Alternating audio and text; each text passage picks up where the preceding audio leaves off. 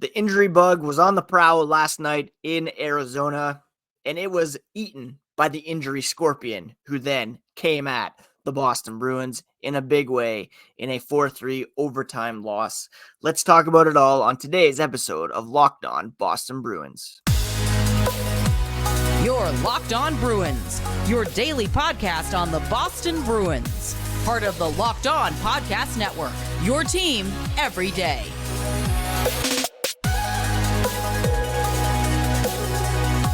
What is up, Bruins fans? Welcome back to the Locked On Boston Bruins podcast. I'm your host, Ian McLaren, and this is a daily show where we discuss all things Spoked Beat. Today is Wednesday, January 10th, and I want to thank you so much for making Locked On Bruins part of your day, free and available wherever you get podcasts, including YouTube, part of the Locked On Podcast Network, your team every day. And today's episode is brought to you by FanDuel. Make every moment more. New customers get $150 in bonus bets when you make a bet. That's $150. Visit FanDuel.com/lockedon to get started. The Bruins losing their second game in a row last night, 4-3 to the Arizona Coyotes in overtime. The bigger story, though, is losing Linus Ullmark to injury in overtime and having lost Matt Poitras to injury earlier in the game. This all on top of Brandon Carlo having been injured in the previous game. We'll get to this in a moment. First, a quick reminder, you can find the podcast on social media at Locked NHL Bruins. You can find me, my dad jokes, hockey thoughts at Ian C. McLaren. So the Bruins and Coyotes in overtime last night after a very spirited affair throughout at Mullet Arena. Lots of Bruins fans in attendance, which was really cool to see. Linus Ullmark, injured in the extra frame, had to be helped off the ice. Jeremy Swayman comes in. He had been sitting on the bench cold for 3 hours. Nick Schmaltz scores the overtime winner with 56 seconds left on the only shot that Swayman had faced. There was no word after the game as to the extent of the injury. Bruins trainers attended to him on the ice, could not skate off on his own, and head coach Jim Montgomery had very little to say about Ullmark's status following the game. He just said it's a lower body injury. Don't know the extent of it. They'll know more today or perhaps as late as tomorrow. Today, they are traveling to Vegas in preparation for tomorrow night's huge game against Bruce Cassidy and the Vegas Golden Knights. No practice or media availability expected for today, so we might have to wait until tomorrow to get an update on Linus Ullmark. It would have been nice for them to hit the ice today. We could have seen him perhaps skating or giving some indication as to whether he could at least back up tomorrow night. But obviously losing Linus Ullmark for any period of time would be a huge hit to the Boston Bruins. Talked all season long about how the goaltending tandem of Ullmark and Swayman is the main reason why this team is near the top of the NHL standings so far this season. David Pastrnak playing at an MVP level. Charlie McAvoy should be in the Norris conversation, but the goaltending tandem, the ability to deploy a 1A every single night while giving your other goalie ample rest is huge. There's a lot of NHL teams who have that number one goalie, and there's a bigger drop-off to the backup. That's not the case with the Bruins. They're both number one goalies. Now, that is a bonus for them because if one gets hurt, you have a bona fide, legit NHL starter who could step up, but you can't ride them every single game. And while Brandon Busty has potential, deploying him right now at the NHL level, it's just a question mark. We don't know how he is going to perform. So we'll see how Ullmark progresses, what the update is on him. But the Bruins built this team around their goaltending tandem for this season at least. And we'll see how long Ullmark is out and how long Swayman has to carry the load. And that's not all. The Bruins also lost Matt Poitras to an upper body injury earlier in the evening. It was his third game back since going off to play for the World Juniors. Tried to hit Sean Durzi. Did not go well. Appears he landed awkwardly on his right arm. He got back to his feet, but was hunched over as he went to the bench, was grabbing his shoulder arm, and he had to leave the game and did not return. All Montgomery said was upper body. Don't know the extent of it. Poitras had recorded 2 assists in the Saturday's win over the Lightning. He was starting to develop some chemistry with his line mates. The Bruins do have 2 extra forwards with them on this trip, Jacob Lauko, Oscar Steen. So expect one of those 2 guys to be in the lineup if Poitras can't go. That is not as significant a loss, of course, as Linus Ullmark. Again, yes, it's a bonus to have 2 1A goalies in your lineup. And of course, the argument is, well, in the playoffs, one of those guys is sitting. So what's the point of having 2 of those guys? Maybe trade one. We're going to see coming up here the value of having both of those guys.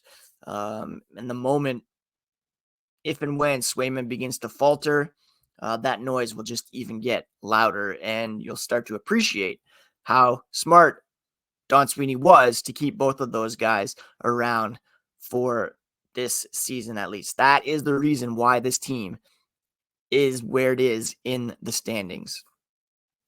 So no updates on Ullmark, no updates on Poitras.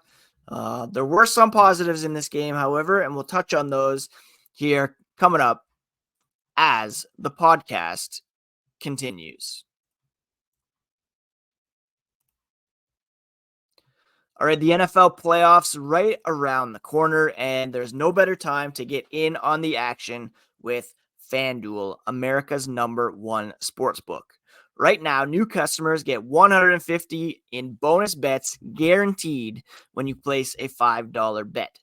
That's $150 in bonus bets, win or lose, just by placing a $5 bet.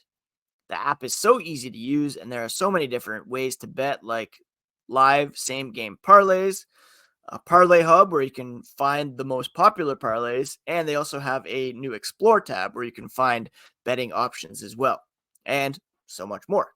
Visit FanDuel.com/lockedon and make your first bet a layup by getting in on the action with the NBA, NHL, NFL. FanDuel is the official partner of the NFL. Thank you so much once again for making Locked On Bruins part of your daily routine. Free and available on your favorite podcast app and on YouTube. And speaking of YouTube, Locked On has launched the first ever national sports 24/7 streaming channel on YouTube. Locked On Sports Today is here for you, covering the top sports stories of the day 24/7. Go to Locked On Sports Today on YouTube and subscribe to the first ever national sports 24/7 streaming channel. Yesterday on the show, I talked about David Pastrnak's shootout attempt against the Colorado Avalanche the other night and how that was much maligned. Pastrnak came out firing in this one, scoring the game opening goal at 4:41 on just an absolute snipe, top shelf on the Coyotes. And to their credit, the Bruins social team jumped on that and tweeted out the following. Does everyone approve of this shot attempt? Love the little sass there. Love the cheek. And it goes to show you, yes, Pastrnak may have an off night here or there. He may have a weak shootout attempt here or there, but the Bruins would be completely lost without him. He scored his 25th goal of the season last night. He's on a 4-game point streak at the moment, in which he has recorded 7 points, and just so invaluable to this team. He did say afterwards that, there were some shots perhaps that he would like back. There were some moments where he thought he had the game on his stick and could have played better. And that's a testament to how he wants to play. Still scored, got the team on the board, but he was upset after missing some attempts in overtime. He said he felt guilty. A couple breakaways late in the game. Definitely that will haunt me tonight when I sleep. Don't like to see him being super tough on himself, but for him to recognize that he can get better is a good thing for the Boston Bruins. He's not resting on his laurels. He's not content coasting. He wants to be part of the game. He wants to have the game on his stick every single night. Pastrnak also acknowledged that it's hard for a goalie to sit on the bench for 3 hours and then come in. For Jeremy Swayman fantasy owners, you got 0% save percentage last night. You got a loss, which is unfortunate. But David Pastrnak, supported by the Bruins social team, supported by his teammates, and, played well enough to try to get the job done for his team last night. Pastrnak, let's see what his shot total was last night. He had 6 shots on goal to go with the 1 successful attempt. He was a -3 if you care about those kind of things. Skated 27 minutes of ice time, which is almost like 4.5 minutes more than Brad Marchand. Charlie Coyle had 5 shots on goal in this one. And Morgan Geekie led the way in scoring with a pair of assists. And there's a couple other guys who stood out as well, namely Jake Debrusk and not Morgan Geekie, but Jesper Boqvist, who scored his first goal in black and gold and a nice effort. Yeah, one that maybe the Coyotes goalie should have had, but took it pretty much end to end, skated it into the offensive zone, and buried it, which was a very nice first goal for him. And Poitras out, he could be getting some more time in the lineup coming up here in future games. He's a very versatile forward. He can play all positions. Only played 5 goals for the Bruins, but he has almost 30 goals over his career, 194 games played. And the Bruins brought him in for some insurance at forward. I talked yesterday about the breakout threshold for forwards, which is usually around 194. So if around 200. Boqvist is at 194 at the moment. So given the opportunity, he could very well step up and add some more to this Bruins lineup. Jake Debrusk also scored. He's on an absolute heater at the moment. 3 goals over his last 5 games. And I believe he's got 5 goals over his last 7 overall. And really starting to be the player offensively that we all expected him to be this season. Right now, he is on pace for still only 18 goals and 23 assists for 41 points, That's a lot more respectable than it was just a couple of weeks ago, where he was tracking for, maybe 10 goals and 30 points. If you can keep things going, then hopefully we have not seen his ceiling so far this season. His shooting percentage has leveled off at 10.6. His career average is 12.6. So if he keeps getting the puck on net with greater regularity, then hopefully there's an increased uptick in performance. So Pasta scoring the goal, but a bit hard on himself after not being able to finish things off in overtime. Debrusk scoring. Boqvist getting on the board for the Bruins. He may have an increased role. And good on Morgan Geekie for chipping in those 2 assists. I should also mention how important Parker Wotherspoon has been to this team recently as well. He had the 3rd highest ice time among defensemen last night, behind McAvoy and Lindholm, the only other guy over 20 minutes.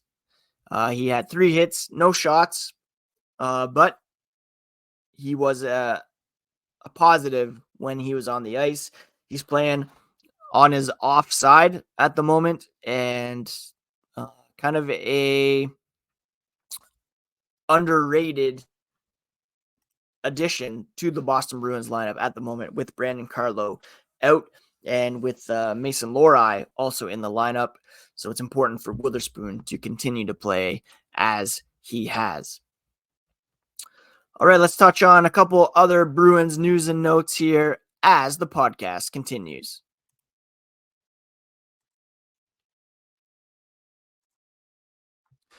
According to the FDA, pharmacies are running out of antibiotics like amoxicillin right in the middle of the worst flu season in over a decade.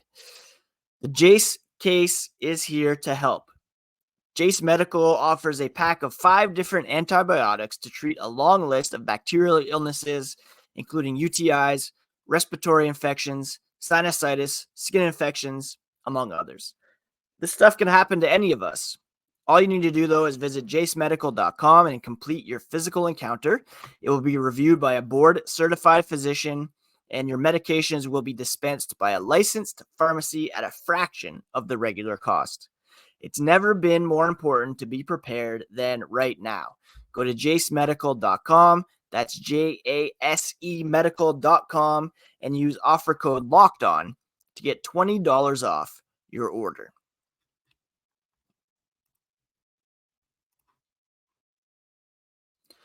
Big picture here, the Boston Bruins are still first in the Atlantic, first in the Eastern Conference, and they currently sit 3rd overall in terms of points. They're 2nd overall in terms of point percentage. 700 point percentage, that means they have amassed 70% of all available points so far this season. However, they're 5-3-2 over their last 10. They've lost 2 in a row here to begin this road trip, albeit while picking up points because they lost in overtime. And they have lost Brandon Carlo, Linus Ullmark, and Matt Poitras to injury as they prepare for tomorrow night's game against the reigning Stanley Cup champion Vegas Golden Knights. In the Atlantic, they're 2 points up on the Florida Panthers, and then 7 points up on the Toronto Maple Leafs, who have 2 games in hand. What does it all mean? Well, it's a next man up mentality once again for this team. Jeremy Swayman will be called upon to make, several starts in a row potentially. Oscar Steen or Jacob Lauko will have to come back in the lineup and prove that they belong there on a nightly basis, while Jesper Boqvist tries to continue to impress Jim Montgomery and his staff. And the defense will be tested as well. Parker Wotherspoon, Mason Lohrei already in the lineup as Derek Forbort sits out, and with Brandon Carlo out of the lineup. Who will be the next player to be recalled to offset the loss of Carlo, if anybody. Right now, they're relying on Witherspoon, Loride. They only have 6 defensemen on the trip with them at the moment. They may want to send one of those extra forwards down and recall some defensive help. Who knows? Maybe Jakobs Borrell will get back in on the action here after being waived earlier this season. Might want to keep an eye on the AHL transactions board here today to see if the Bruins make any recalls ahead of tomorrow night's game. They might keep that unofficial until tomorrow because of cap considerations and the like. The Bruins, again, they're on deck to play the Vegas Golden Knights on Thursday before wrapping up the road trip against St. Louis on Saturday. And then another tough week next week. New Jersey, Colorado, and then Montreal. They have a 5-game homestand coming up altogether where they can, just continue to roll and try to get back to winning more games than not. Thankfully, they had that really hot start that gave them a buffer. I